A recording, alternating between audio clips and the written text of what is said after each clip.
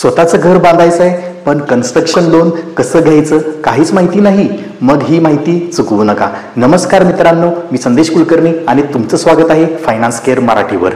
Construction loan घ्यायचं आहे मग लक्ष द्या. सॅलरीड पर्सन असाल तर सॅलरी बँकेत अकाउंटवर जमा होणं गरजेचं आहे. बिझनेसमॅन असाल तर ITR, GST, business registration, balance sheet लागते. सेल्फ एम्प्लॉईड जसं की डॉक्टर, वकील यांना प्रोफेशनल डिग्री लागते. जमीन रेसिडेन्शियल झोनमध्ये असावी आणि स्वतःच्या नावे नसली तरी को-ॲप्लिकंट करून लोन मिळू शकतं.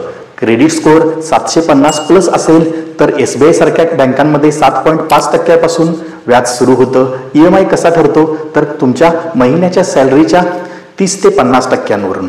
कन्स्ट्रक्शन लोन 3 टप्प्यांमध्ये मिळतं. पहिलं म्हणजे पायाभरणीनंतर अर्ध काम झाल्यावर आणि शेवटी घराचं काम पूर्ण झाल्यावर. ज्यांना कन्स्ट्रक्शन लोन घ्यायचं आहे त्यांना हा व्हिडिओ शेअर करा आणि अजून फायनान्स टिप्स मिळवण्यासाठी सबस्क्राईब करा फायनान्स केअर मराठीला.